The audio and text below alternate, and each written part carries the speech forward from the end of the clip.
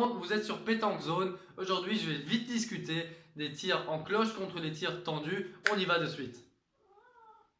Vous savez certainement que Sougil, aussi quelqu'un qui fait des vidéos thématisant la pétanque, a déjà fait une vidéo parlant de ça. Je vous conseille vivement d'aller la regarder. Mes idées sont très similaires des siennes, donc je ne vais pas me répéter. Allez regarder sa vidéo. Par contre, j'ai quelque chose à compléter, mais ça c'est vraiment uniquement mon avis personnel. Alors, on sait que si on tire fort, on peut tirer devant, et si on tire devant, on a plus de chances de ramasser que si on tire devant avec un tir en cloche. Donc un tir fort, ce que dit Sougil, et là je suis d'accord, est plus avantageux la plupart des cas. Mais si on tire en cloche, donc on vient de bien haut, on tombe sur la boule, on a plus tendance à faire des reculs que si on tire fort.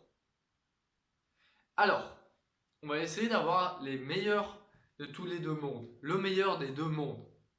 Ça veut dire, moi, quand je tire à une boule qui est devant le bouchon, je vais essayer d'avoir une tendance de tirer la boule plus tendue et plus fort, parce que je peux faire un palais dans le bouchon. Quand je tire fort, quand les gens tirent fort en général, on a tendance à tomber un tout petit peu devant, et c'est là qu'on fait des palais. C'est parfaitement utile si on tire à une boule devant le bouchon. Hein, on fait un palais dans le bouchon, c'est magnifique. Par contre, si on a une boule derrière le bouchon, pas juste derrière, mais bien derrière ou derrière, et bien là, je vais essayer d'avoir tendance de tirer beaucoup plus en cloche. Parce que si on tire en cloche et qu'on tombe bien dessus, on peut faire des reculs dans le bouchon qui peuvent tourner une main. C'est méga important à mon avis. Moi-même, personnellement, je ne peux pas tirer fort et tendu. Je ne suis tout simplement pas précis quand je fais ça. Je dois tirer en cloche. Quand je tire une boule devant, je peux quand même mettre une petite tendance de force pour espérer faire un palais. Mais si je tire derrière, je vais mettre beaucoup de courbes pour qu'elle revienne.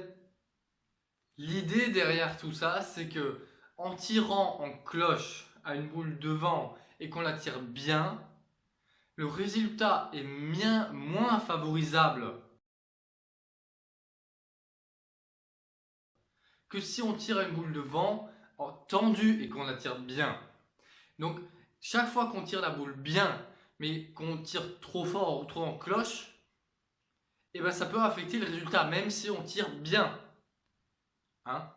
Donc vaut mieux la tirer bien tendue à une boule devant et bien en cloche à une boule derrière que bien tendue à une boule derrière.